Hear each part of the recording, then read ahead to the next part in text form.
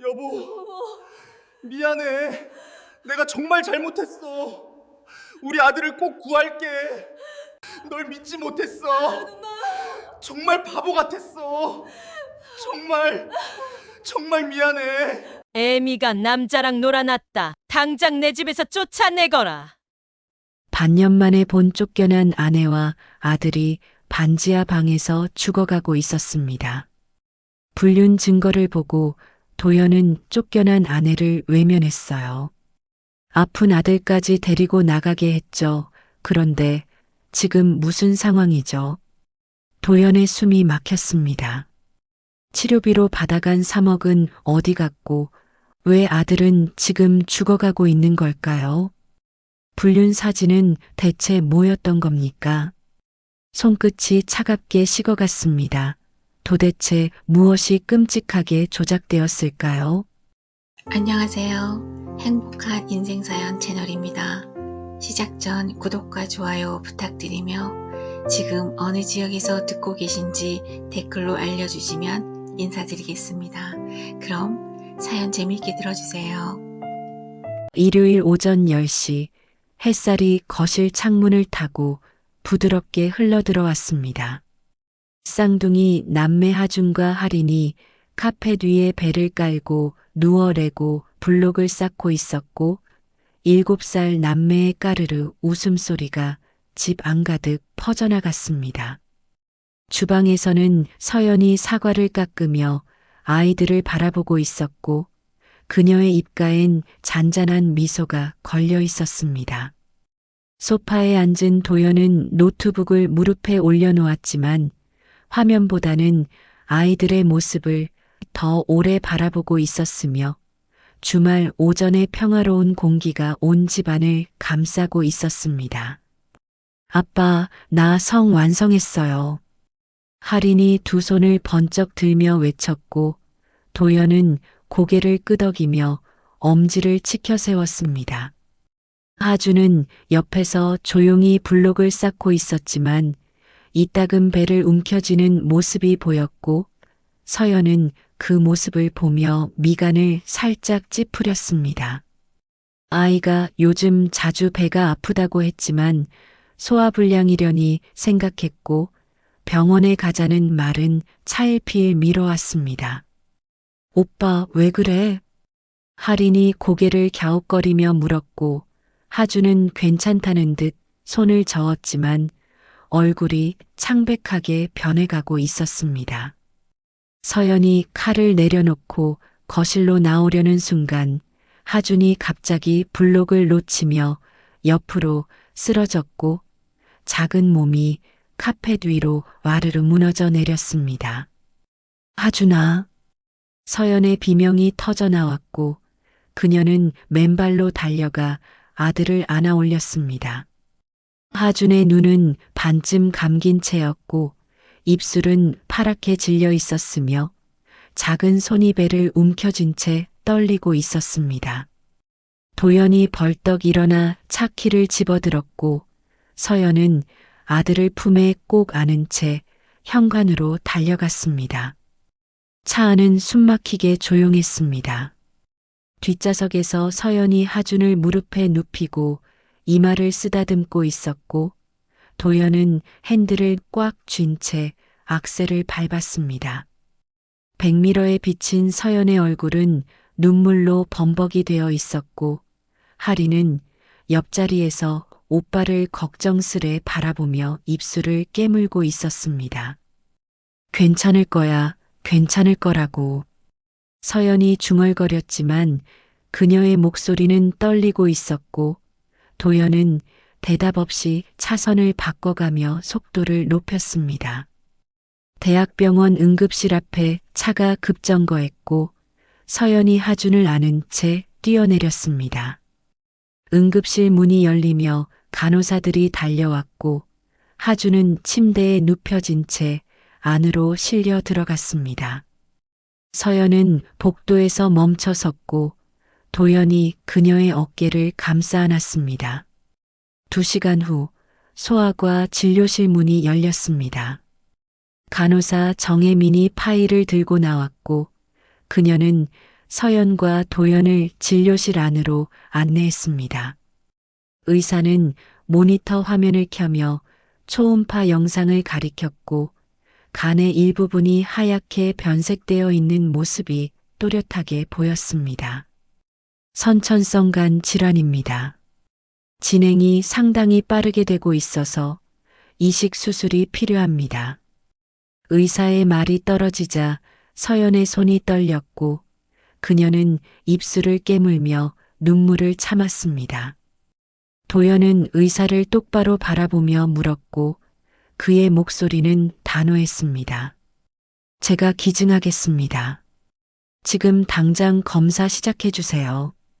의사는 고개를 끄덕였고 정혜민이 검사 일정표를 건넸습니다. 그날 저녁 9시 병원 13층 이사장실에 불이 켜져 있었습니다. 박명숙은 창밖을 바라보며 전화를 받고 있었고 수화기 너머로 주치의의 목소리가 들려왔습니다. 이사장님, 손자분이 입원하셨습니다. 간 이식이 필요한 상태고요. 아드님께서 기증 의사를 밝히셨습니다. 명숙의 얼굴이 굳어졌고 그녀는 아무 말 없이 수화기를 내려놓았습니다. 그녀는 책상 앞에 앉아 서랍을 열었고 안에서 명함 한 장을 꺼냈습니다. 윤상철 사설탐정이라고 적힌 명함이었고 명숙은 휴대폰을 들어 번호를 눌렀습니다. 자정이 넘은 시각 병원 지하 2층 주차장은 텅 비어 있었습니다.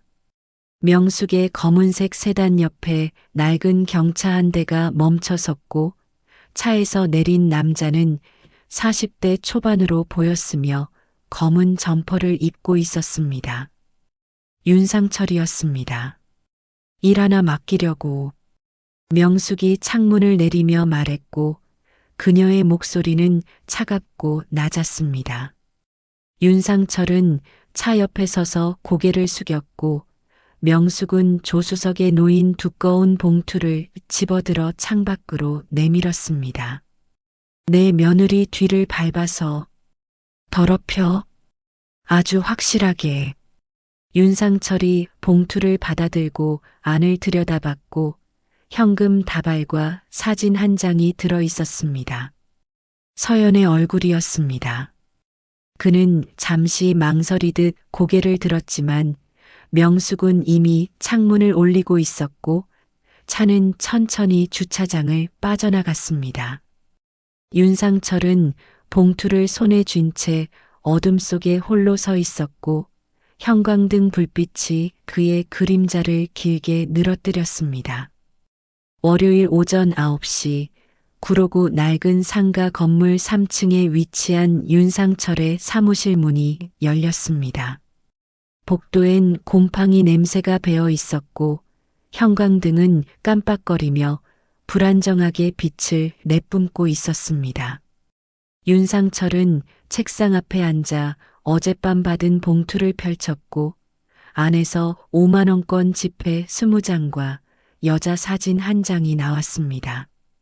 사진 속 여자는 30대 중반으로 보였으며 부드러운 미소를 짓고 있었고 뒷면에는 빼곡하게 적힌 메모가 있었습니다.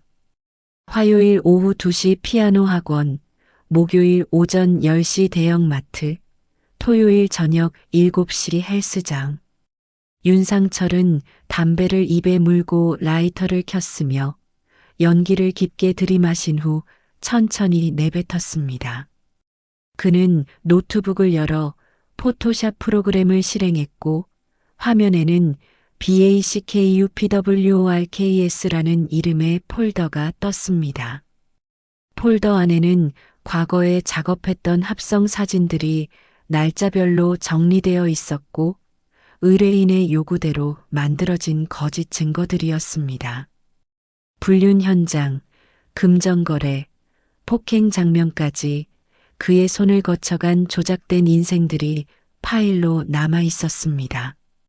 통장 잔고를 확인하니 12만 원이 찍혀 있었고 이번 달 사무실 월세 40만 원은 이미 연체된 상태였습니다. 윤상철은 한숨을 내쉬며 사진 속 여자를 다시 바라봤고 그녀의 맑은 눈빛이 그를 응시하는 것 같았습니다.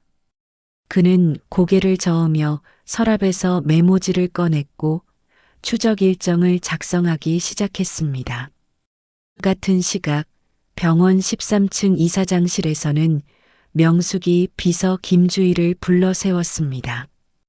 김주희는 31살의 단정한 여성이었고 명숙의 곁에서 3년째 일하고 있었습니다. 이도현 이사 건강검진 일정 당장 잡아. 이번 주 안으로. 명숙의 목소리는 차갑고 날카로웠으며 김주희는 태블릿을 열어 일정을 확인했습니다. 이사님, 원래 다음 달 예정이신데요. 갑자기 앞당기시면 묻지 말고 해. 그리고 간 기증적합성 검사는 최대한 늦춰. 김주희의 눈빛이 흔들렸습니다. 이사장의 아들이 손자를 위해 간 기증을 하려 한다는 소문을 들었고, 그런데 왜 검사를 늦추라는 건지 이해가 되지 않았습니다. 하지만 명숙의 차갑게 가라앉은 얼굴을 보자 더 이상 질문할 수 없었고, 김주희는 고개를 숙이며 대답했습니다. 알겠습니다, 이사장님. 명숙은 창밖을 바라보며 혼잣말처럼 중얼거렸습니다. 내 아들은 내가 지킨다. 무슨 짓을 해서라도. 그 말엔 모성애라는 이름으로 포장된 집착이 배어 있었고 김주희는 등골이 서늘해지는 기분을 느꼈습니다. 저녁 6시 도연의 집 거실에는 따뜻한 저녁 공기가 흐르고 있었습니다. 서연은 하준의 약봉지를 일주일치 챙겨 투명통에 담았고 각 통마다 요일과 시간을 적은 스티커를 붙였습니다. 아침 8시, 점심 1시, 저녁 7시, 하루 3번 빠짐없이 먹어야 하는 약들이었습니다. 벽에는 A사 용지 크기의 복용 시간표가 붙어 있었고 서연은 형광펜으로 오늘 날짜에 체크 표시를 했습니다. 거실 소파에서는 할인이 하준 옆에 딱 붙어 앉아 그림책을 읽어주고 있었고 하준은 소파에 머리를 기댄 채 눈을 지그시 감고 있었습니다. 아이의 얼굴은 여전히 창백했지만 집에 돌아온 후 조금은 편안해 보였고 할인의 작은 목소리가 집 안을 채우고 있었습니다. 옛날에 용감한 기사가 살았어요. 기사는 아픈 왕자님을 구하기 위해. 도연은 식탁에 노트북을 펼쳐놓고 간 이식 수술에 대한 논문을 읽고 있었고 화면에는 수술 과정과 회복 기간이 상세히 나와 있었습니다. 생체간 이식의 경우 기증자는 2개월에서 3개월 정도면 일상으로 복귀 가능하다고 적혀 있었고 도연은 회사 인트라넷에 접속해 장기 휴가 신청서를 작성했습니다. 휴가 사유란에 가족 건강상 이유라고 적었고 기간은 3달로 체크했습니다. 그날 밤 11시 명숙의 집 거실은 어둠에 잠겨 있었습니다. 그녀는 소파에 앉아 테이블 위에 놓인 액자를 바라보고 있었고 액자 속에는 5살 도연이 유치원 가방을 메고 웃고 있는 사진이 담겨 있었습니다. 명숙은 사진을 오래도록 응시하다가 천천히 액자를 뒤집어 엎었고 유리가 테이블에 부딪히는 소리가 고요한 방 안에 울렸습니다. 그녀는 휴대폰을 들어 윤상철에게 메시지를 보냈습니다. 빨리 움직여. 화요일 오후 1시 50분 윤상철은 서연이 다닌다는 피아노 학원 맞은편 카페에 자리를 잡았습니다. 창가 구석 자리에 앉아 아메리카노 한 잔을 시켰고 가방에서 망원 렌즈가 달린 카메라를 꺼냈습니다. 렌즈를 학원 입구 쪽으로 향하게 하고 초점을 맞췄으며 그는 시계를 확인했습니다. 메모에 적힌 시간은 오후 2시였고 이제 10분 남았습니다. 오후 2시 10분 회색 코트를 입은 서연이 학원 건물 앞에 나타났습니다. 그녀는 가방을 어깨에 메고 현관문을 밀고 들어갔으며 윤상철은 연속으로 셔터를 눌렀습니다. 찰칵, 찰칵, 찰칵 카메라 소리가 조용한 카페 안에서 작게 울렸고 옆 테이블 손님이 힐끗 쳐다봤지만 윤상철은 신경 쓰지 않았습니다. 그는 촬영한 사진들을 확인했고 서연의 옆모습이 선명하게 찍혀 있었습니다. 2시간이 흘렀습니다. 윤상철은 카페에서 나와 학원 건물 뒤편으로 이동했고 비상구 근처 계단에는 담배 연기가 피어오르고 있었습니다. 30대 중반으로 보이는 남자가 계단에 기대어 담배를 피우고 있었고 윤상철은 주머니에서 담배를 꺼내 다가갔습니다. 불 좀 빌려도 될까요? 남자는 고개를 들어 윤상철을 보더니 라이터를 건넸고 윤상철은 담배에 불을 붙인 후 자연스럽게 말을 이었습니다. 여기 학원이죠? 저희 애가 피아노 배우고 싶다는데 강사 선생님들 실력이 어떤가 해서요. 남자는 별 경계심 없이 웃으며 대답했습니다. 아, 여기 괜찮아요. 강사가 5명 있는데 다들 음대 나왔어요. 그럼 선생님도 여기서 가르치시나 봐요? 네, 3년째 근무 중이에요. 윤상철은 고개를 끄덕이며 휴대폰을 꺼냈고 마치 메모를 하듯 화면을 켰지만 실제로는 카메라 앱을 실행했습니다. 그는 담배를 입에 문 채 자연스럽게 휴대폰을 들어 올렸고 남자의 얼굴이 화면에 잡혔습니다. 찰칵 소리 없이 사진이 찍혔고 윤상철은 휴대폰을 주머니에 넣었습니다. 감사합니다. 한번 상담 받으러 와야겠네요. 그는 담배를 비벼 끄고 자리를 떴으며 남자는 여전히 계단에 기대어 하늘을 바라보고 있었습니다. 목요일 오전 9시 50분 윤상철은 대형마트 주차장에 차를 세웠습니다. 메모에는 서연이 매주 목요일 오전 10시에 이곳에서 장을 본다고 적혀 있었고 그는 운전석에 앉은 채 입구를 주시했습니다. 얼마 지나지 않아 서연의 차가 주차장에 들어왔고 윤상철은 차량 번호를 수첩에 적었습니다. 서연은 차에서 내려 카트를 끌고 마트 안으로 들어갔으며 윤상철도 모자를 눌러 쓰고 뒤따라 들어갔습니다. 마트 안은 평일 오전이라 한산했습니다. 서연은 채소 코너에서 상추와 깻잎을 골랐고 과일 코너로 이동해 사과를 하나씩 들어보며 고르고 있었습니다. 윤상철은 멀찍이 떨어져 그녀의 동선을 따라갔으며 휴대폰으로 메모를 했습니다. 채소 코너, 과일 코너, 정육 코너, 일상적인 주부의 모습이었지만 그는 모든 걸 기록했습니다. 서연이 계산대로 향하자 윤상철은 화장품 코너로 돌아가 그녀가 나가는 모습을 지켜봤고 서연은 카트를 밀고 주차장으로 사라졌습니다. 토요일 저녁 6시 50분 윤상철은 헬스장 맞은편 편의점에서 캔커피를 사들고 밖에 섰습니다.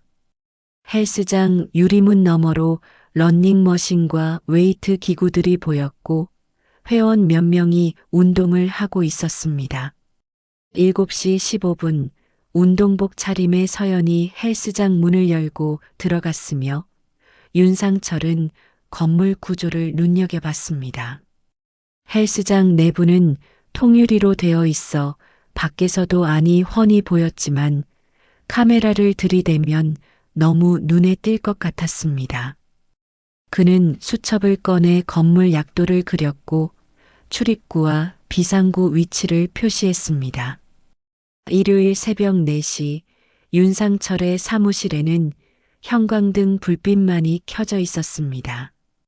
그는 컴퓨터 앞에 앉아 일주일간 찍은 사진들을 화면에 펼쳤고 서연의 모습이 20장 넘게 저장되어 있었습니다.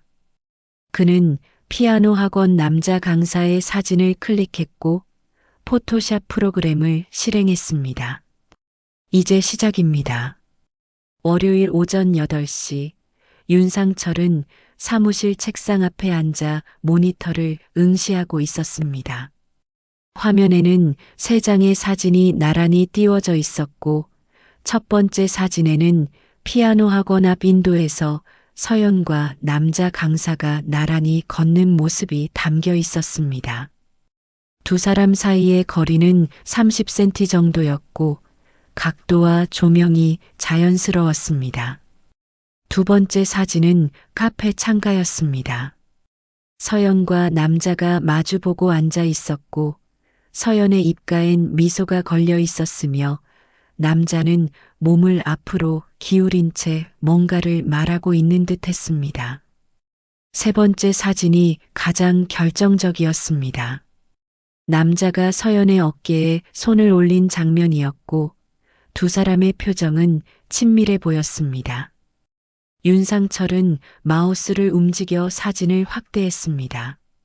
명암을 조절하고 그림자 각도를 미세하게 수정했으며 두 사람의 피부톤이 주변 조명과 자연스럽게 어우러지도록 색감을 보정했습니다.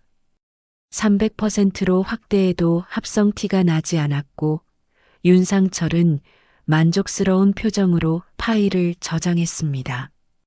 그는 USB를 컴퓨터에 꽂고 3장의 사진을 옮겼으며 프린터를 켜서 사진을 각각 2장씩 출력했습니다.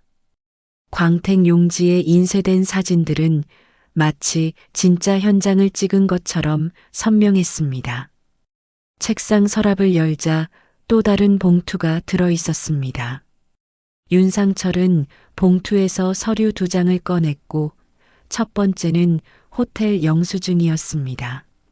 서울 강남의 한 비즈니스 호텔 이름이 적혀 있었고 날짜는 지난달 10월 19일 토요일 저녁 8시였으며 객실 번호는 1207호, 금액은 18만 원이었습니다. 두 번째는 호텔 지하 주차장 출입 기록지였습니다. 입차 시간 오후 7시 45분, 출차 시간 오후 11시 10분, 차량 번호까지 서연의 것과 일치하도록 조작되어 있었습니다. 윤상철은 모든 서류를 투명 파일에 넣고 검은색 서류 봉투에 담았습니다. 같은 날 오후 3시 병원 이사장실 문이 열렸습니다. 윤상철이 봉투를 들고 들어왔고 명숙은 책상에 앉은 채 손짓으로 앉으라고 했습니다. 윤상철은 소파에 앉아 봉투를 테이블 위에 놓았으며 명숙은 천천히 일어나 봉투를 집어들었습니다. 그녀는 서류를 하나씩 꺼내 펼쳤고 사진 3장을 나란히 놓고 찬찬히 살펴봤습니다. 표정 하나 변하지 않았습니다. 호텔 영수증을 들어 빛에 비춰보더니 고개를 끄덕였고 주차 기록지도 확인했습니다. 깔끔하네. 역시 프로는 달라. 명숙의 목소리는 차가웠지만 만족스러운 기색이었고 윤상철은 조심스럽게 입을 열었습니다. 나머지 금액은 여기 있어. 명숙은 서랍에서 수표 한 장을 꺼내 테이블 위에 놓았습니다. 3천만 원이었습니다. 윤상철은 수표를 집어들고 확인한 후 주머니에 넣었으며 명숙은 다시 사진을 바라봤습니다. 이걸로 끝이야. 다시는 연락하지 마. 윤상철은 고개를 숙이고 자리에서 일어났습니다. 문을 나서는 순간 뒤에서 명숙의 목소리가 들렸습니다. 당신도 이 일은 있는 게 좋을 거야. 문이 닫혔고 명숙은 혼자 남았습니다. 그녀는 사진을 다시 펼쳐놓고 서연의 얼굴을 응시했으며 손가락으로 사진 속 서연의 뺨을 천천히 쓸어내렸습니다. 마치 실제로 만지는 것처럼 느린 동작이었습니다. 명숙은 사진을 모두 서랍에 넣고 잠갔으며 창밖을 바라보며 입술을 얇게 다물었습니다. 저녁 7시 도연의 집 거실은 따뜻한 불빛으로 가득했습니다. 서연은 하준의 이마에 손을 얹어 열을 재고 있었고 아이는 소파에 기대어 눈을 감고 있었습니다.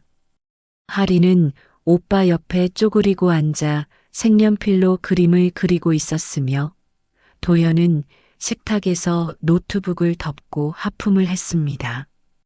창밖으로 저녁 노을이 붉게 물들어가고 있었고 거실 시계는 째각째각 소리를 내며 시간을 세고 있었습니다. 평화로운 저녁 풍경이었지만 곧 닥쳐올 폭풍을 아무도 모르고 있었습니다.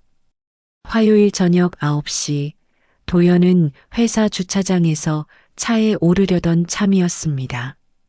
휴대폰이 울렸고 화면에는 어머니라는 이름이 떠 있었습니다. 도연은 전화를 받았고 명숙의 목소리가 들려왔습니다. 도연아, 지금 집에 좀 들를 수 있겠니? 할 얘기가 있어. 목소리는 평소와 달리 무거웠고 도연은 미간을 찌푸렸습니다. 지금요? 무슨 일인데? 전화로는 안 돼. 꼭 와야 해. 명숙은 그렇게 말하고 전화를 끊었습니다. 도연은 휴대폰을 내려다보며 고개를 갸우뚱했지만 결국 시동을 걸고 어머니의 집으로 차를 몰았습니다. 1시간 후 명숙의 집 거실은 조용했습니다. 테이블 위에는 아무것도 놓여 있지 않았고 명숙은 소파에 앉아 도연을 기다리고 있었습니다. 도연이 현관문을 열고 들어서자 명숙은 일어나 맞이했으며 차를 권했습니다. 어머니, 무슨 일이세요? 이렇게 급하게 부르시고. 도연은 소파에 앉으며 물었고 명숙은 마주 앉아 한참을 침묵했습니다. 그녀는 창밖을 바라보다가 천천히 입을 열었습니다. 도연아, 내가 알아야 할 게 있어. 명숙은 일어나 책상으로 걸어갔고 서랍을 열어 검은색 봉투를 꺼냈습니다. 도연은 의아한 표정으로 그 모습을 지켜봤으며 명숙은 봉투를 들고 돌아와 도연 앞 테이블에 놓았습니다. 열어봐. 도연은 봉투를 집어들었고 투명 파일 안에 든 사진들이 보였습니다. 첫 번째 사진을 꺼내는 순간 도연의 손이 멈췄습니다. 사진 속에는 서연이 있었고 그 옆에는 낯선 남자가 서 있었습니다. 카페 창가에 마주 앉아 웃고 있는 모습이었습니다. 도연은 다음 사진을 넘겼습니다. 남자가 서연의 어깨에 손을 올린 장면이었고 두 사람은 친밀해 보였습니다. 세 번째로 호텔 영수증이 나왔습니다. 날짜는 10월 19일, 객실 번호 1207호, 금액 18만 원. 도연의 손이 떨렸습니다. 이게 뭐예요? 도연의 목소리는 갈라졌고 명숙은 차갑게 대답했습니다. 내 마누라가 바람핀 증거야. 탐정 고용해서 일주일 넘게 뒤쫓았어. 말도 안 돼요. 서연이가 그럴 리 없어요. 도연은 고개를 저었지만 손에 든 사진을 계속 응시하고 있었고 명숙은 냉정하게 말을 이었습니다. 증거가 눈앞에 있잖아. 내가 믿든 말든 그게 사실이야. 도연은 천천히 고개를 들어 어머니를 바라봤습니다. 명숙의 얼굴에는 표정이 없었고 그저 차갑게 아들을 응시하고 있었습니다. 도연은 사진을 다시 내려다봤으며 서연의 미소가 눈에 들어왔습니다. 진짜일까 아니면 착각일까 머릿속이 복잡해졌습니다. 그리고 도연아, 내 수술 얘기는 없던 일로 해라. 이 상황에 네가 병원에 입원해 있으면 아필이 어떻게 되겠니? 명숙의 말에 도연은 입술을 꽉 깨물었습니다. 도연은 말없이 자리에서 일어났습니다. 사진들을 손에 쥔 채 현관으로 향했고 명숙이 뒤에서 불렀습니다. 도연아, 정신 차려. 도연은 돌아보지 않았습니다. 현관문을 열고 나가는 그의 어깨는 축 처져 있었고 명숙은 거실에 홀로 남아 창밖을 바라봤습니다. 차에 오른 도연은 핸들을 움켜쥐고 숨을 몰아쉬었습니다. 사진을 조수석에 던졌지만 시선은 그쪽을 향하고 있었고 그는 시동을 걸었습니다. 집으로 가는 길은 평소보다 길게 느껴졌으며 신호등이 바뀔 때마다 조수석 사진이 눈에 들어왔습니다. 집에 도착한 도연은 현관문을 천천히 열었습니다. 거실에는 서연이 싱크대 앞에서 설거지를 하고 있었고 하준과 하리는 이미 방에서 잠든 상태였습니다. 서연은 도연의 발소리를 듣고 돌아보며 환하게 웃었습니다. 여보, 이제 오세요? 식사해야죠? 도연은 대답하지 않았습니다. 그는 고개만 살짝 끄덕이고 침실로 들어갔으며 서연은 이상함을 느꼈지만 피곤한 거라고 생각했습니다. 도연은 침대 가장자리에 앉아 사진들을 다시 펼쳐놓았고 서연의 얼굴이 형광등 불빛 아래 선명하게 보였습니다. 그는 눈을 감았습니다. 수요일 오전 10시 도연은 회사에 출근하지 않았습니다. 그는 거실 소파에 앉아 조수석에서 가져온 사진들을 식탁 위에 펼쳐놓고 있었고 카페에서 웃는 서연의 얼굴이 햇빛에 비쳐 더 선명하게 보였습니다. 남자의 손이 서연의 어깨에 올라간 사진을 집어들었다가 내려놓기를 반복했으며 호텔 영수증의 날짜를 손가락으로 짚어보기도 했습니다. 그날 저녁 서연은 무엇을 했을까 생각하면 할수록 머릿속이 복잡해졌습니다. 같은 시각 서연은 하준의 손을 잡고 병원 소아과 대기실에 앉아 있었습니다. 하준은 엄마 무릎에 머리를 기댄 채 조용히 숨을 쉬고 있었고 서연은 아들의 등을 쓰다듬으며 진료 순서를 기다렸습니다. 대기실 TV에서는 아침 드라마가 흘러나오고 있었지만 서연은 보지 않았으며 하리는 학교에 간 상태였습니다. 보호자분? 간호사 정혜민이 다가와 서연을 불렀고 서연은 고개를 들었습니다.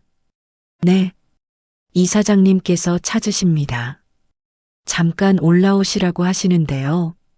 서연은 눈을 깜빡였습니다. 시어머니가 왜 갑자기 자신을 부를까 의아했지만 정혜민의 표정은 진지했고 서연은 하준을 정혜민에게 부탁하고 일어났습니다. 하준아, 엄마 잠깐 다녀올게. 이 선생님이랑 있어. 하준은 고개를 끄덕였고 서연은 대기실을 나와 엘리베이터를 탔습니다. 13층 이사장실 앞에 도착하자 가슴이 두근거렸으며 서연은 숨을 고르고 노크를 했습니다. 들어와. 문을 여는 순간 시어머니 명숙이 창가에 등을 돌린 채 서 있었습니다. 서연은 조심스럽게 인사를 건넸습니다. 어머님 부르셨어요? 명숙은 돌아서지 않았고 한참 후에야 낮은 목소리로 말했습니다. 하준이 수술은 포기해. 서연은 귀를 의심했습니다.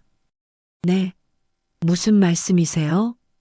명숙이 천천히 돌아섰고 그녀의 얼굴은 차갑게 굳어 있었습니다. 명숙은 책상으로 걸어가 서랍에서 사진 한 장을 꺼내 서연에게 내밀었습니다. 이게 뭔지 알아? 서연은 떨리는 손으로 사진을 받았고 순간 숨이 멎었습니다. 사진 속에는 자신이 낯선 남자와 카페에 앉아 있었으며 두 사람은 친밀하게 웃고 있었습니다. 서연은 고개를 저었습니다. 이건 거짓이에요. 저는 이런 적 없어요. 도연이는 이미 다 알아. 내가 남자랑 놀아난 거. 명숙의 말에 서연의 얼굴이 하얗게 변했고 무릎이 휘청거렸습니다. 아니에요, 어머님. 저는 정말. 입 닥쳐. 변명은 듣기 싫어. 명숙은 손을 들어 서연의 말을 끊었고 책상 위에서 서류 한 장을 집어들었습니다. 하준이 데리고 나가. 치료비 3억 줄 테니 그 돈으로 이식 수술하고 대신 도연이 모르게 나가거라. 입 열면 돈도 없고 애도 죽어. 서연은 울먹이며 고개를 저었습니다. 어머님, 제발이요. 저는 아무 잘못도 안 했어요. 이건 누명이에요. 누명이든 뭐든 상관없어. 어차피 도연이는 널 더러운 여자로 봐. 그리고 내 아들 죽게 할 순 없어. 명숙은 서류를 서연 앞으로 밀었습니다. 비밀 유지 서약서라고 적혀 있었고 아래에는 서명란이 비어 있었습니다. 서명 안 하면 하준이 병원 기록에서 우리 가족 이름 다 빼버릴 거야. 치료비 지원도 끊고. 서연의 눈에서 눈물이 흘러내렸습니다.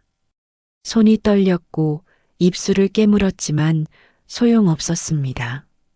하준의 얼굴이 떠올랐으며 병든 아들이 엄마만 믿고 있다는 생각에 가슴이 찢어지는 것 같았습니다. 명숙은 책상 위에서 펜을 집어 서연에게 던졌고 펜은 서류 위로 굴러떨어졌습니다. 빨리 써. 시간 없어. 서연은 떨리는 손으로 펜을 집어들었습니다. 눈물이 서류 위로 똑똑 떨어졌고 글씨가 번졌습니다. 서연은 눈을 감았다가 떴으며 서명란에 자신의 이름을 썼습니다.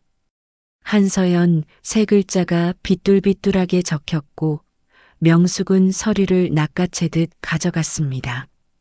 이제 꺼져. 학원은 내가 알아서 처분할 테니 넌 하준이 데리고 오늘 안으로 집에서 당장 나가. 서연은 휘청거리며 뒤로 물러났고 이사장실 문을 열고 나왔습니다. 복도는 텅 비어 있었으며 서연은 벽에 기대어 주저앉았습니다.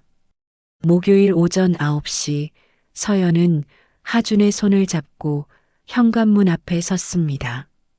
캐리어 2개가 바퀴를 달그락거리며 옆에 서 있었고 하나에는 옷가지와 하준의 약이, 다른 하나에는 이불과 베개가 들어 있었습니다.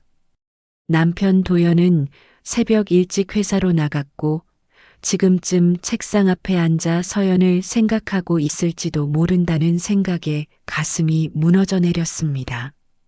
서연은 할인의 방문을 천천히 열었습니다. 학교에 간 딸의 책상 위에는 크레파스로 그린 그림 한 장이 놓여 있었고 엄마와 아빠와 오빠와 할인이 손을 잡고 웃고 있는 모습이 그려져 있었습니다. 노란색 해와 초록색 풀밭, 하늘에는 구름이 둥둥 떠 있었으며 그림 아래에는 삐뚤삐뚤한 글씨로 우리 가족이라고 적혀 있었습니다.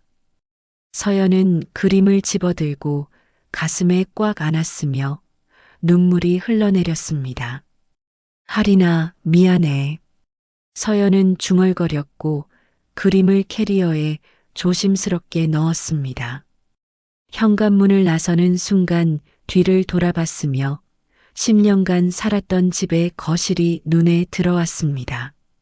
아이들이 뛰어놀던 카펫, 서연이 피아노를 치던 거실 한쪽, 가족 사진이 걸린 벽, 모든 게 그대로였지만 이제 자신의 것이 아니었습니다. 서연은 문을 천천히 닫았고 복도 끝으로 사라졌습니다. 같은 날 오후 2시 서연은 하준과 함께 반지하 원룸 앞에 섰습니다. 부동산 중개인이 열쇠를 건넸고 보증금 500만 원에 월세 35만 원이라는 말을 반복했습니다. 문을 열자 습한 냄새가 코를 찔렀으며 좁은 방 한 칸에 화장실이 붙어 있었고 창문은 반쯤 땅에 묻혀 있어 햇빛이 거의 들어오지 않았습니다. 서연은 하준을 방 안으로 데리고 들어갔고 아이를 작은 이불 위에 눕혔습니다. 캐리어를 열어 짐을 정리하기 시작했으며 손이 자꾸 멈췄습니다.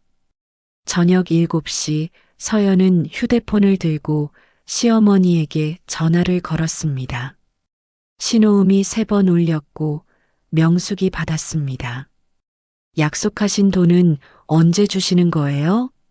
서연의 목소리는 떨렸고 명숙은 차갑게 대답했습니다. 일주일 후에 연락할게. 조용히 기다려.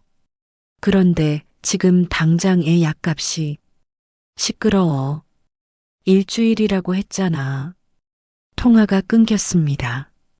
서연은 휴대폰을 내려다보며 통장 앱을 열었고 잔고는 83만 원이 찍혀 있었습니다. 보증금으로 500만 원을 냈고 남은 돈으로는 한 달을 버티기도 빠듯했습니다. 일주일이 지났습니다.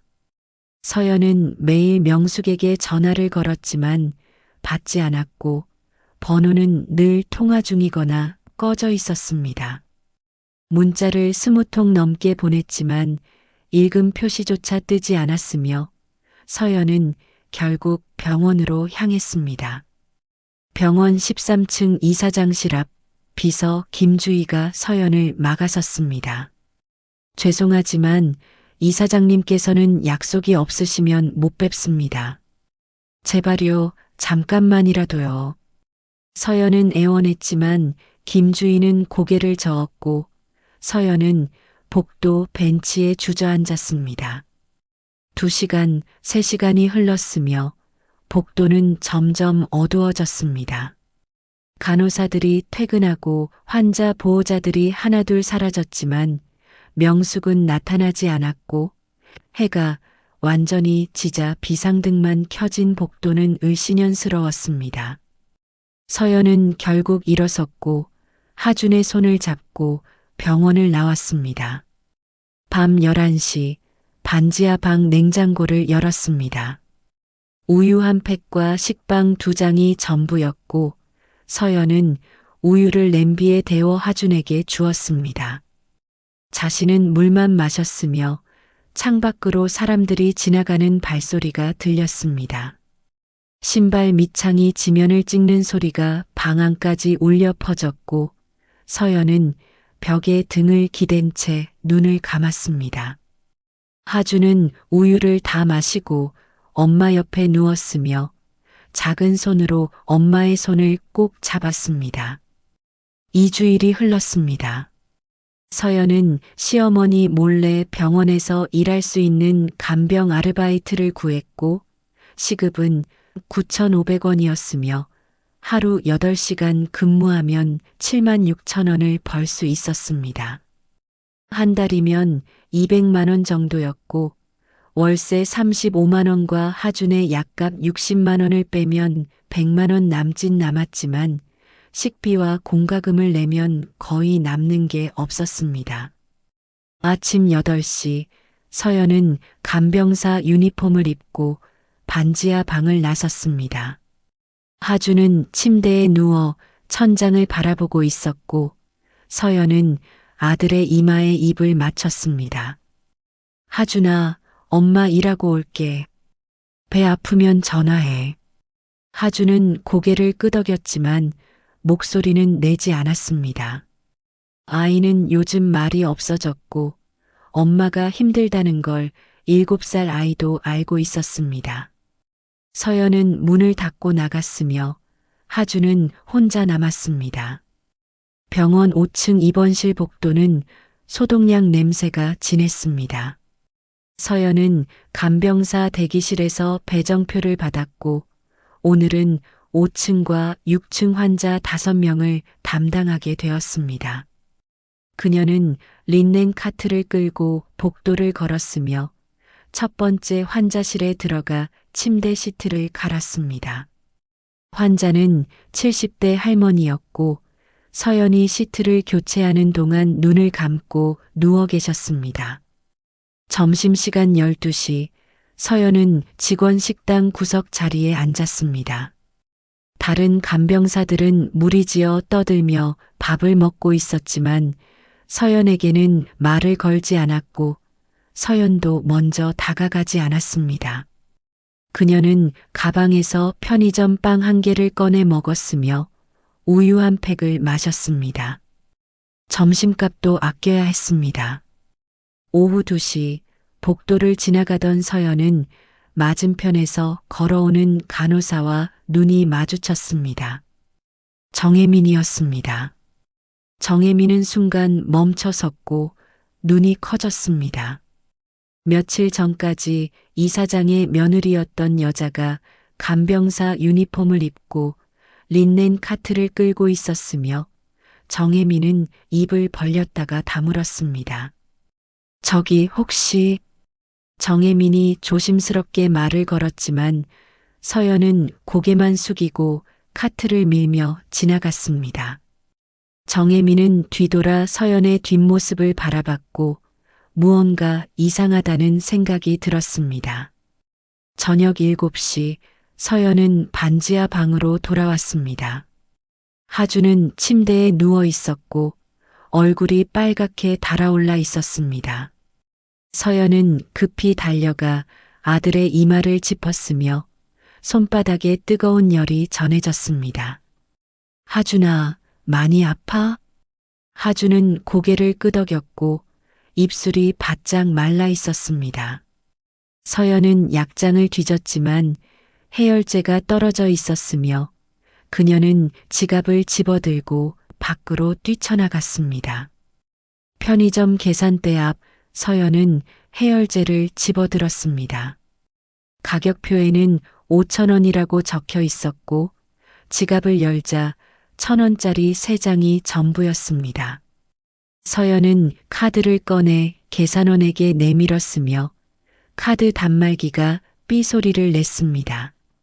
승인 거절, 한도 초과였습니다. 죄송합니다만 다른 카드 있으세요? 계산원이 물었고 서연은 고개를 저었습니다. 그녀는 해열제를 도로 선반에 놓고 편의점을 나왔으며 약국으로 달려갔지만 셔터가 내려져 있었습니다. 영업시간은 오후 6시까지였고 이미 1시간이 지나 있었습니다. 서연은 다시 집으로 돌아와 수건을 물에 적셨습니다. 찬물로 하준의 이마와 목을 닦아주었고 아이는 엄마의 손을 꼭 잡았습니다.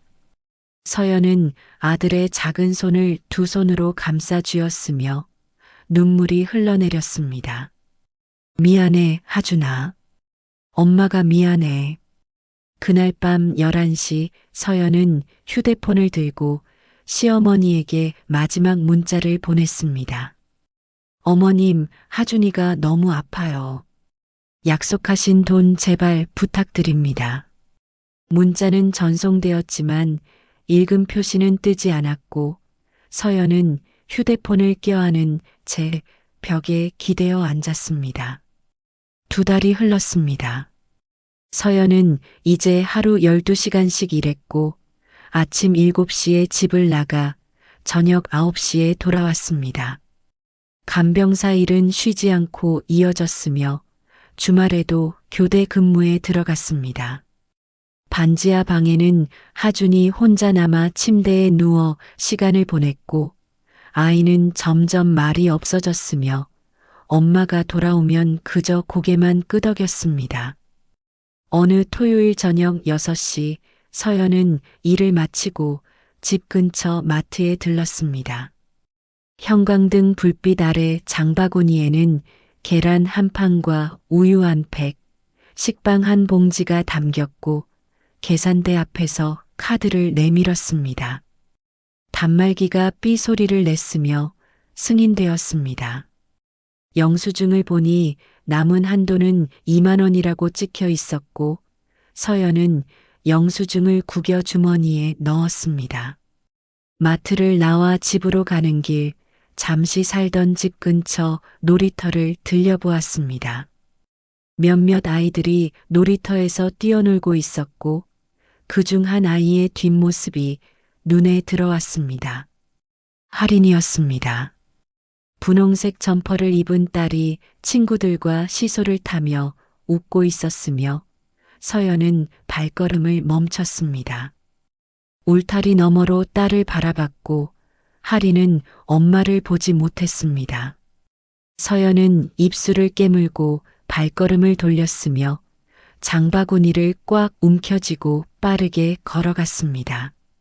밤 11시 반지하 방에서 하준이 신음소리를 냈습니다. 서연이 급히 침대로 다가갔고 아이는 숨을 몰아쉬며 배를 움켜쥐고 있었습니다. 하준의 배는 전보다 더 부풀어 올라 있었고 얼굴은 누렇게 변해 있었으며 눈 흰자위도 노랗게 물들어 있었습니다. 황달이 심해진 것이었습니다. 하준아, 괜찮아? 서연이 떨리는 목소리로 물었지만 하준은 대답하지 못했고 그저 눈물만 흘렸습니다. 서연은 휴대폰을 집어들고 119를 누르려다가 손가락이 멈췄습니다. 응급실에 가면 최소 30만 원은 들 텐데 지금 통장에는 10만 원도 남아있지 않았습니다. 서연은 휴대폰을 내려놓고 하준을 꼭 안아 흔들었으며 아이의 이마는 불처럼 뜨거웠습니다.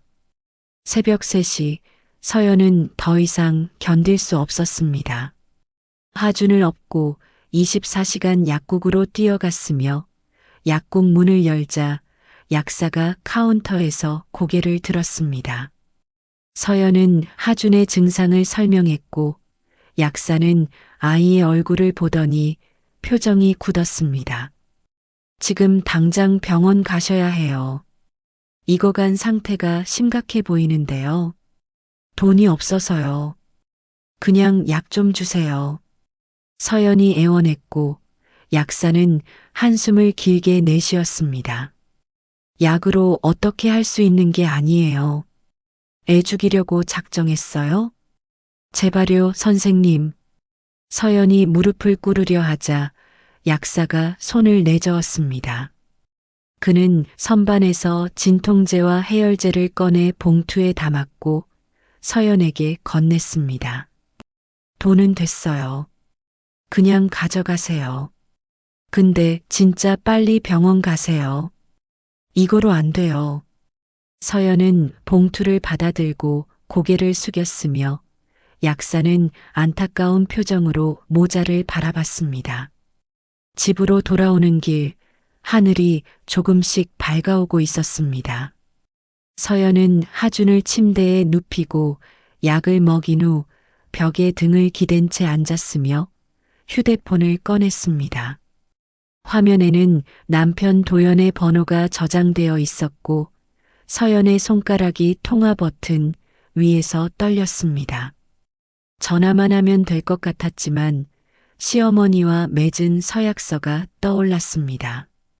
진실을 말하면 돈도 없고 치료비 지원도 끊긴다는 말이 서연은 휴대폰을 내려놓았습니다.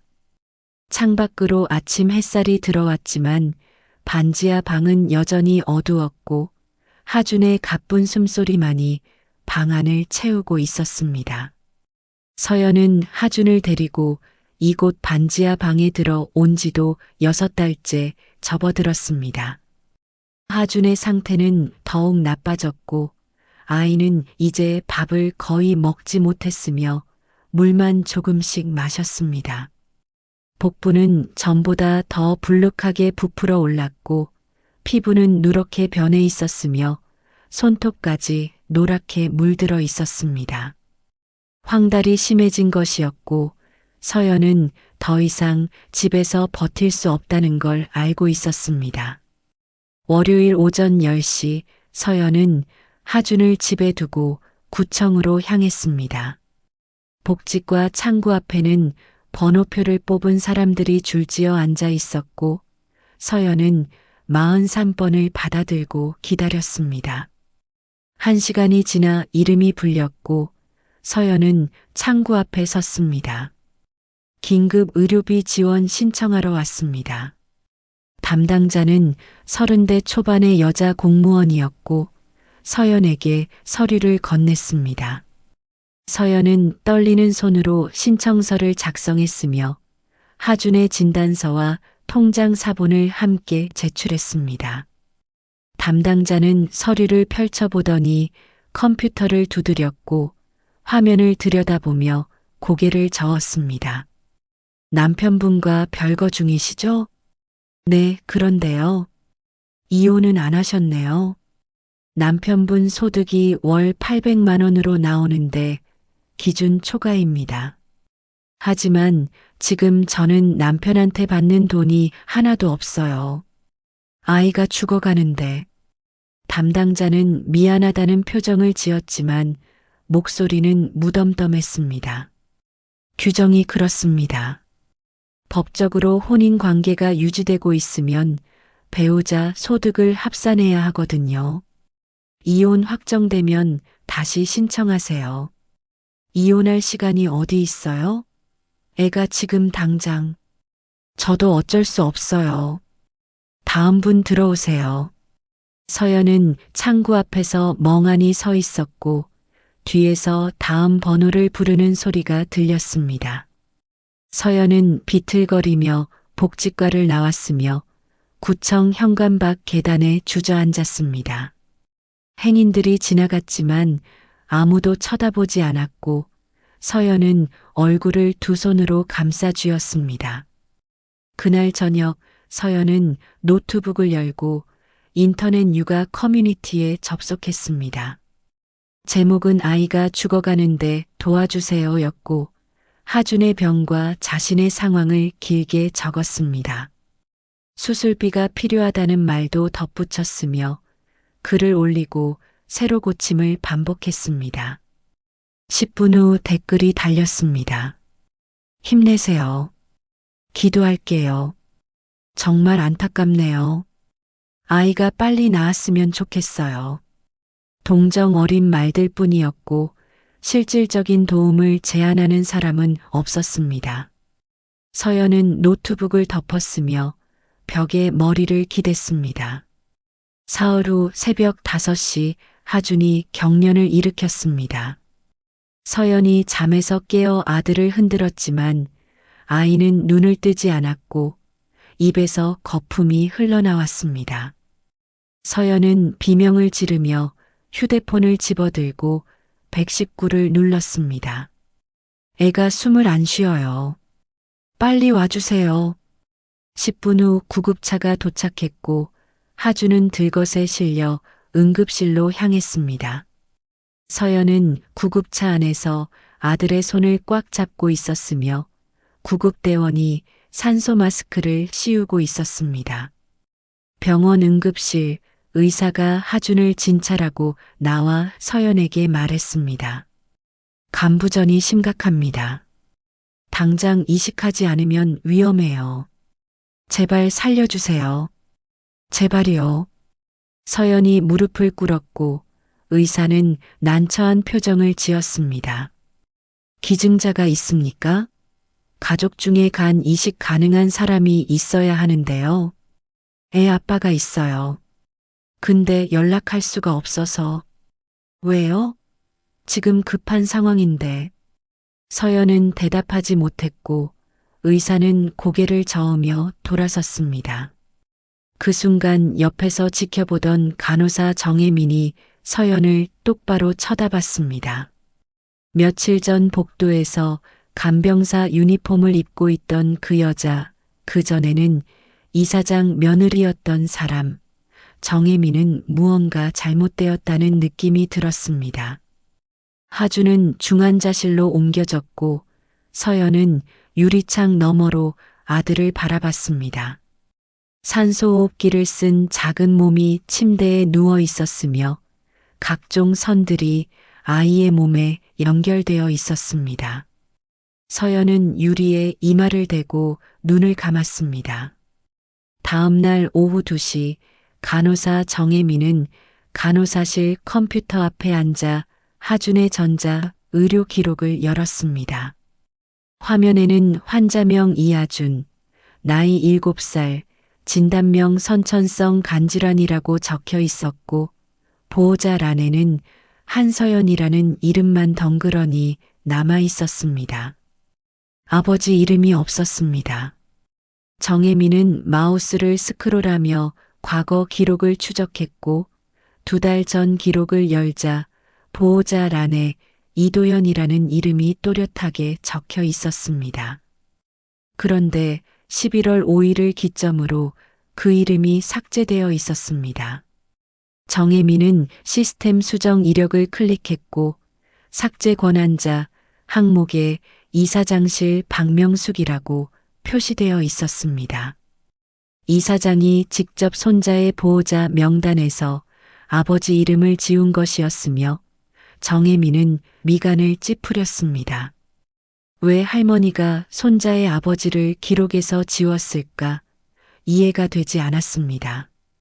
정혜민은 자리에서 일어나 휴게실로 향했고 선배 간호사 김미경이 커피를 마시며 앉아 있었습니다. 선배님, 혹시 13층 이사장님 며느리 얘기 들으셨어요? 김미경이 고개를 끄덕였습니다. 아, 그 바람 피운 여자? 들었지. 남자랑 놀아나다 걸려서 쫓겨났다며. 진짜예요? 소문이 그래.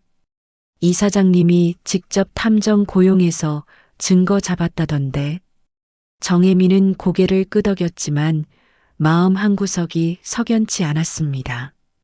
며칠 전 복도에서 본 서연의 눈빛이 떠올랐고 그 눈은 거짓말을 하는 사람의 눈이 아니었습니다. 점심시간이 끝나고 정혜민은 병원 지하 2층 기록 보관실로 내려갔습니다. 형광등이 깜빡거리는 좁은 공간에는 오래된 서류 박스들이 선반에 쌓여 있었고 정혜민은 소아과 환자 기록 구역으로 걸어갔습니다. 이하준이라고 적힌 파일을 찾아 꺼냈으며 두꺼운 파일을 펼쳤습니다. 초기 진료 기록, 혈액 검사 결과, 초음파 사진들이 순서대로 정리되어 있었고 파일을 뒤적이던 중 한 장의 복사된 문서가 바닥으로 떨어졌습니다. 정혜민은 문서를 집어들었고 제목은 가족 후원 기록 삭제 지시서였습니다. 내용을 읽어 내려가자 이도연의 이름을 환자 기록에서 삭제하고 가족 지원 항목을 모두 제거하라는 지시가 적혀 있었으며 아래에는 박명숙의 서명이 선명하게 찍혀 있었습니다. 날짜는 11월 5일이었습니다. 정혜민은 휴대폰을 꺼내 문서를 사진으로 찍었고 파일을 제자리에 넣은 후 보관실을 나왔습니다. 복도로 올라오니 멀리 중환자실 유리창 앞에 서연이 서 있었으며 그녀는 미동도 하지 않고 아들을 바라보고 있었습니다. 정혜민은 서연을 한참 바라보다가 결심했습니다.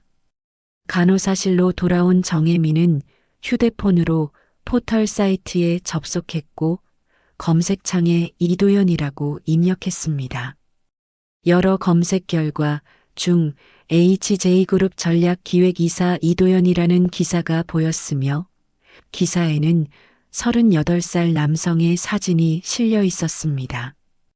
정혜민은 HJ그룹 홈페이지로 들어가 본사 전화번호를 메모했고 퇴근 시간을 확인했습니다.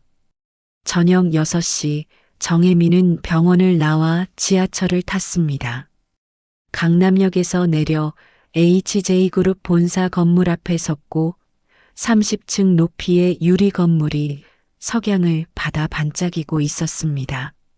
정혜민은 숨을 고르고 회전문을 밀고 들어갔으며 로비 안내 데스크로 걸어갔습니다.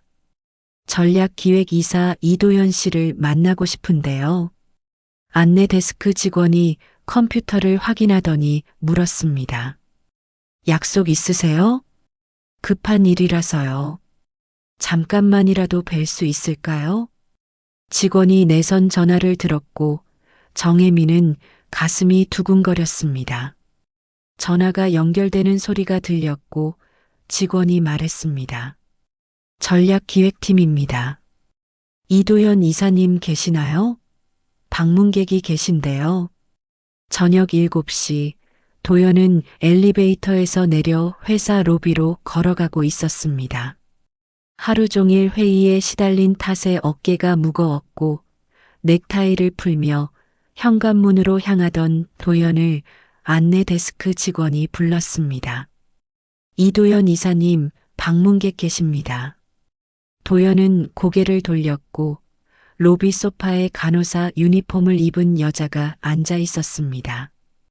낯선 얼굴이었으며 여자는 일어나 도현에게 다가왔습니다. 이도현 이사님이시죠? 저는 병원 간호사 정혜민입니다. 하준이 담당 간호사예요. 도현의 표정이 굳었습니다. 하준이라는 이름에 온몸이 얼어붙었고 그는 떨리는 목소리로 물었습니다. 하준이가 어디 있습니까? 이야기 좀 할 수 있을까요? 여기는 사람들이 많아서요. 정혜민의 목소리는 조심스러웠고 도현은 고개를 끄덕였습니다. 두 사람은 회사 건물을 나와 근처 카페로 걸어갔으며 구석 자리에 마주 앉았습니다. 정혜민은 가방에서 휴대폰을 꺼내 화면을 켰고 사진 한 장을 도현에게 보여줬습니다. 가족 후원 기록 삭제 지시서라는 제목이 보였으며 아래에는 어머니 명숙의 서명이 선명하게 찍혀 있었습니다. 이게 뭡니까? 이사장님께서 하준이 의료 기록에서 이사님 이름을 지우라고 지시한 문서예요. 11월 5일자로요. 도현은 입술을 깨물었고 정혜민은 말을 이었습니다. 하준이 지금 중환자실에 있어요. 간부전이 심각해서 당장 수술 안 하면 위험한 상태고요. 그럼 서연이는? 아내는 어디 있습니까? 병원에 계세요. 근데 이사장 며느리가 아니라 간병사로요. 도연의 눈이 커졌고 정혜민은 휴대폰을 내려놓으며 계속 말했습니다. 며칠 전에 복도에서 봤어요. 간병사 유니폼 입고 린넨 카트 끌면서 환자들 시중 드는 거요. 지금은 반지하 방에 살고 계신데요. 반지하요? 그게 무슨... 도연의 목소리가 갈라졌고 손이 떨렸습니다. 정혜민은 안타까운 표정으로 도연을 바라봤습니다. 정확히 무슨 일인지는 저도 몰라요. 근데 분명한 건 이사장님이 뭔가 조작하셨다는 거예요. 손자 아빠 이름을 기록에서 지우고 가족 지원도 끊어버리고요. 도연은 눈을 감았습니다. 어머니가 보여준 사진들이 떠올랐고 서연이 다른 남자와 웃던 모습, 호텔 영수증, 모든 게 거짓이었을까 머릿속이 하얗게 변했습니다. 하준이 지금 병원 어디에 있습니까? 소아과 중환자실에요. 도연은 벌떡 일어났고 정혜민도 따라 일어났습니다. 고맙습니다. 당장 가봐야겠습니다. 도연은 카페를 뛰쳐나갔고 정혜민은 그의 뒷모습을 바라보며 작게 한숨을 내쉬었습니다. 같은 시각 구로구 낡은 상가 3층 윤상철의 사무실에서는 형광등이 깜빡거리고 있었습니다. 윤상철은 책상 앞에 앉아 소주병을 기울이고 있었고 빈 병이 벌써 세개 바닥에 굴러다니고 있었습니다. 그는 서랍을 열어 수표 사본을 꺼냈으며 3천만 원이라는 금액을 멍하니 바라봤습니다. 이미 현금으로 바꿔서 월세와 빚을 갚는 데 썼지만 마음은 무거웠습니다. 시발, 나 뭐하는 짓이냐?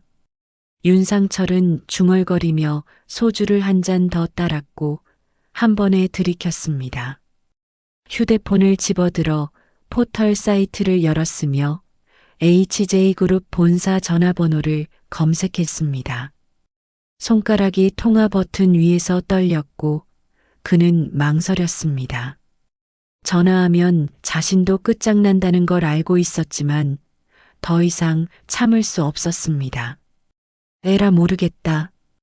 윤상철은 통화 버튼을 눌렀고 신호음이 울렸습니다. 도연은 차를 몰고 병원으로 향하던 중 휴대폰이 울렸습니다. 모르는 번호였지만 받았고 낯선 남자의 목소리가 들렸습니다. 이도연 씨죠? 저는 윤상철이라고 합니다. 당신 마누라 불륜 사진 조작한 사람이요. 도연은 급브레이크를 밟았고 차가 길가에 멈춰 섰습니다. 전화 너머로 들리는 윤상철의 목소리는 술에 취해 있었고 떨리고 있었습니다. 당신 어머니가 저를 고용했어요. 마누라 불륜 증거 조작하라고. 도연은 말문이 막혔고 차 안은 정적만이 흘렀습니다. 윤상철은 계속 말했습니다. 사진 전부 합성이에요. 포토샵으로 만든 거예요. 호텔 영수증도 가짜고요. 지금 무슨 소리를. 미안합니다. 돈이 급해서 그랬어요. 근데 양심에 걸려서 미치겠어요. 애가 죽어간다는데 일단 애부터 살리슈. 윤상철의 목소리가 울먹였고 도연은 휴대폰을 꽉 쥐었습니다. 손에 힘이 들어가 관절이 하얗게 변했으며 그는 입술을 깨물었습니다. 왜 이제야 말하는 겁니까? 정말 죄송합니다. 이제라도 어서 당신 아들 살려요. 통화가 뚝 끊겼습니다. 도연은 휴대폰을 내려다보며 숨을 몰아쉬었고 핸들에 이마를 댔습니다. 지난 반년간의 일들이 주마등처럼 스쳐 지나갔으며 서연을 의심했던 자신, 어머니의 말만 믿고 아내를 내쫓았던 자신 모든 게 거짓이었습니다. 하준아, 서연아. 도연은 중얼거리며 시동을 다시 걸었고 차는 병원을 향해 달렸습니다. 저녁 8시 30분 국립대학병원 소아과 중환자실 앞에 도연이 도착했습니다. 복도는 조용했고 유리창 너머로 여러 개의 침대가 보였습니다. 도연은 천천히 걸어가며 하나씩 침대를 살폈고 구석 침대에 작은 아이가 누워 있었습니다. 하준이었습니다. 산소호흡기를 쓴 아이의 얼굴은 창백했고 노란빛이 돌았으며 침대 옆 의자에는 서연이 앉아 있었습니다. 서연은 야위어 있었습니다. 땀이 움푹 들어갔고 눈 밑에는 다크서클이 짙게 드리워져 있었으며 간병사 유니폼을 입고 있었습니다. 그녀는 하준의 작은 손을 두 손으로 감싸 쥐고 있었고 고개를 숙인 채 움직이지 않았습니다. 도연은 중환자실 문을 밀고 들어갔습니다. 문이 열리는 소리에 서연이 고개를 들었고 두 사람의 시선이 공중에서 부딪혔습니다. 서연의 눈이 커졌으며 그녀는 자리에서 벌떡 일어났습니다. 여보. 서연의 목소리는 떨렸고 도연은 말없이 그녀에게 다가갔습니다. 몇 걸음 남지 않은 거리에서 도연은 무릎을 꿇고 바닥에 주저앉았으며 서연의 손을 잡았습니다. 미안해. 정말 미안해. 도연의 눈에서 눈물이 흘러내렸고 목소리가 갈라졌습니다. 다 알고 있어요. 어머니가 조작한 거, 탐정 고용해서 증거 만든 거 다 알았어요. 여보, 몰랐어. 진짜 몰랐어. 내가 바보였어. 서연도 울기 시작했고 그녀는 고개를 저었습니다. 아니에요. 저도 말했어야 했는데. 도연은 서연을 끌어안았습니다. 두 사람은 하준의 침대 옆에서 한참을 울었으며 중환자실 안에는 두 사람의 흐느낌만이 조용히 울려 퍼졌습니다. 얼마 후 중환자실 문이 열리며 의사가 들어왔습니다. 도연은 서연을 놓고 일어났으며 의사에게 다가갔습니다. 선생님, 제 아들 살릴 수 있습니까? 간 이식이 필요합니다. 기증자가 있으십니까? 제가 하겠습니다. 당장 검사해 주세요. 도연의 목소리는 단호했고 의사는 고개를 끄덕였습니다. 보호자분 신분증 가져오시고 간호사실에서 동의서 작성하시면 내일 아침 검사 시작하겠습니다. 감사합니다. 도연은 고개를 숙였고 의사는 나갔습니다. 도연은 서연을 돌아봤으며 서연은 눈물을 닦으며 고개를 끄덕였습니다. 도연은 다시 하준의 침대로 다가가 아들의 이마에 입을 맞췄고 작은 손을 쓰다듬었습니다. 하준아, 아빠가 왔어. 이제 괜찮아. 아빠가 살려줄게. 일주일 후 오전 8시 수술실 앞 복도는 긴장감으로 가득했습니다. 도연과 하준은 각각 다른 수술실로 들어갔고 마취과 의사가 마스크를 씌웠으며 두 사람은 천천히 의식을 잃어갔습니다. 집도의 2명과 보조 의료진 8명이 긴장한 표정으로 수술 도구를 점검하고 있었으며 생체간 이식 수술이 시작되었습니다.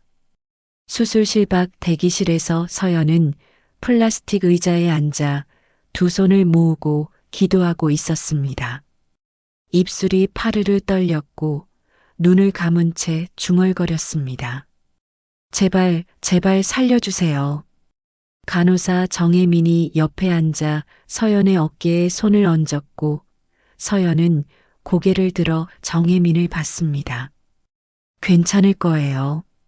선생님들 실력 좋으니까요.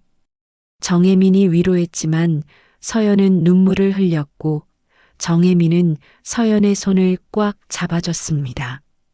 수술은 6시간 동안 계속되었습니다. 대기실 벽시계의 초침이 째각째각 소리를 내며 천천히 움직였고 서연은 창밖을 바라봤습니다. 하늘이 점점 어두워지더니 다시 밝아오기 시작했으며 오후 2시가 넘어가고 있었습니다. 오후 2시 30분 수술실 문이 열렸습니다. 집도이가 마스크를 벗으며 나왔고 땀이 이마에 맺혀 있었습니다. 서연이 벌떡 일어났으며 집도이는 고개를 끄덕였습니다. 수술 잘 됐습니다. 두 분 다 안정적이에요. 서연은 그 자리에 주저앉았고 정혜민이 급히 그녀를 부축했습니다. 서연은 소리내어 울었으며 정혜민도 눈시울을 붉혔습니다. 회복실로 이동한 하준의 얼굴에는 혈색이 돌아와 있었습니다. 노랗던 피부가 점차 재색을 찾아가고 있었고 산소호흡기는 여전히 쓰고 있었지만 숨소리가 안정적이었습니다. 옆 침대에는 도연이 누워 있었으며 그의 얼굴도 평온했습니다. 서연은 두 침대 사이에 서서 남편과 아들을 번갈아 바라봤고 조용히 눈물을 흘렸습니다. 사흘 후 도연이 먼저 깨어났습니다. 그는 천장을 보다가 천천히 고개를 돌려 옆 침대를 봤고 하준도 눈을 뜨고 있었습니다. 아이는 엄마와 아빠를 발견하고 작게 미소를 지었으며 도연은 손을 뻗어 아들의 손을 잡았습니다. 아빠, 하준이 가늘게 말했고 도연은 눈물을 흘렸습니다. 일주일 후 두 사람은 일반 병실로 옮겨졌습니다. 토요일 오후 할인이 학교 가방을 메고 병실 문을 열고 들어왔습니다. 아빠, 오빠. 할인은 오빠와 아빠 침대 사이에 쪼그리고 앉아 가방에서 그림책을 꺼냈고 책을 펼쳐 읽어주기 시작했습니다. 서연은 창가에 서서 세 사람을 바라봤으며 입가에 미소가 번졌습니다. 문을 두드리는 소리가 들렸고 정혜민이 과일 바구니를 들고 들어왔습니다. 수술 잘 되셔서 다행이에요. 정혜민이 환하게 웃으며 말했고 서연은 고개를 숙여 인사했습니다. 그날 저녁 도연은 침대에 기대어 앉아 휴대폰을 꺼냈습니다. 어머니 명숙에게 전화를 걸었지만 신호음만 길게 울리다 끊겼고 다시 걸어도 받지 않았습니다. 도연은 문자창을 열어 한 줄을 입력했습니다. 당신이 제 어머니였던 건 오늘까지입니다. 전송 버튼을 눌렀고 메시지가 전송되었습니다. 명숙의 집 거실 휴대폰이 울렸습니다. 명숙은 소파에 앉아 휴대폰을 집어들었고 도연의 문자를 읽었습니다. 그녀는 표정 없이 휴대폰을 테이블 위에 내려놓았으며 창밖을 바라봤습니다. 석양이 지고 있었고 명숙은 혼자 어둠 속에 앉아 있었습니다. 다음 날 도연은 퇴원했습니다. 하주는 일주일 더 입원해야 했고 도연은 서연에게 말했습니다. 집으로 가자. 우리 집으로. 서연은 망설였지만 도연이 그녀의 손을 잡았고 서연은 고개를 끄덕였습니다. 한 달 후 하주는 퇴원했습니다. 토요일 오전 10시 가족 4명은 함께 집으로 돌아왔고 현관문을 여는 순간 할인이 가장 먼저 신발을 벗고 거실로 뛰어들어갔습니다. 우와, 우리 집이다. 하주는 엄마 손을 잡고 천천히 걸어 들어갔으며 아직은 조심스럽게 발을 옮기고 있었습니다. 도연은 캐리어 2개를 끌고 뒤따라 들어왔고 현관문을 닫았습니다. 거실은 6개월 전 그대로였습니다. 카펫 위에는 하준과 할인이 놀던 레고 블록이 놓여 있었고 한쪽 벽에는 서연이 치던 피아노가 있었으며 맞은편 벽에는 가족 사진이 걸려 있었습니다. 서연은 소파에 천천히 앉았고 손으로 소파 천을 쓰다듬었습니다. 집이었습니다. 진짜 자신의 집으로 돌아온 것이었습니다. 저녁 6시 4사람은 식탁에 둘러앉았습니다. 서연이 만든 된장찌개가 김을 피우며 테이블 가운데 놓여 있었고 하주는 엄마가 떠준 밥을 한 숟가락씩 천천히 먹었습니다. 하리는 오빠 옆에 딱 붙어 앉아 물컵을 들어 물을 따라줬으며 도연은 맞은편에서 서연을 바라봤습니다.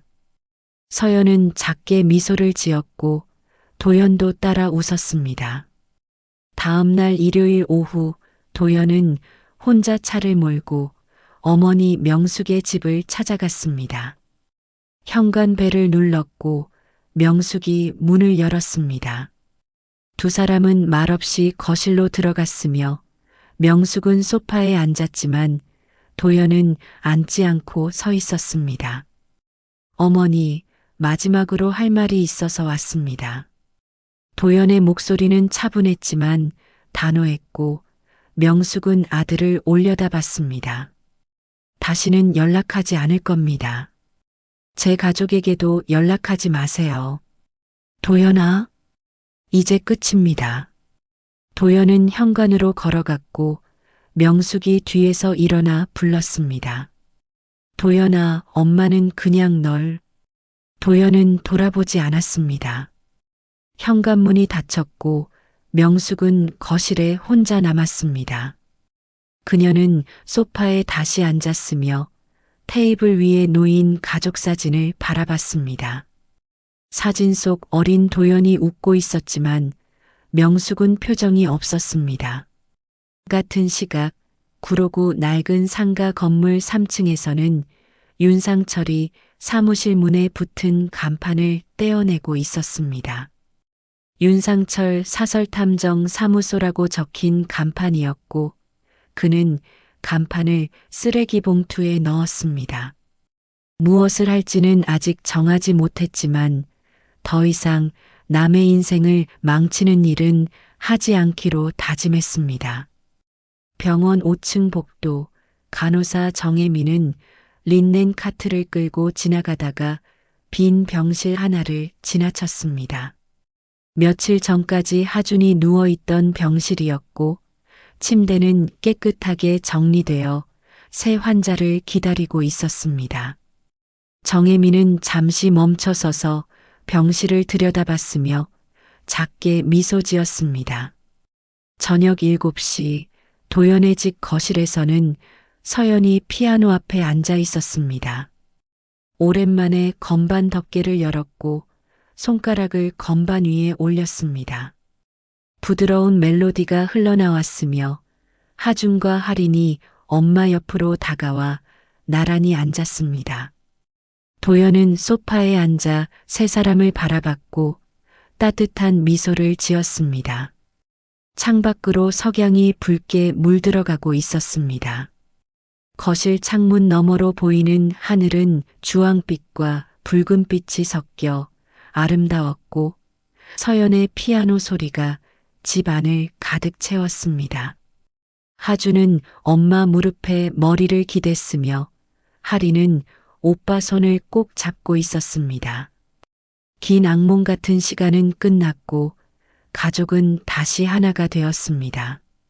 새로운 하루가 그들을 기다리고 있었습니다. 진실은 언젠가 드러나게 되어 있습니다. 조작된 거짓은 아무리 정교해도 결국 무너지고 억울하게 고통받던 사람에게는 구원의 손길이 찾아옵니다. 이 가족처럼 말이죠. 오늘도 이 영상 시청해주셔서 감사합니다. 사랑하는 가족과 행복한 시간 보내시길 바라며 오늘의 행복한 인생 사연은 내일 더 좋은 사연으로 찾아뵙겠습니다. 구독자님, 우리 모두 행복하게 살아요.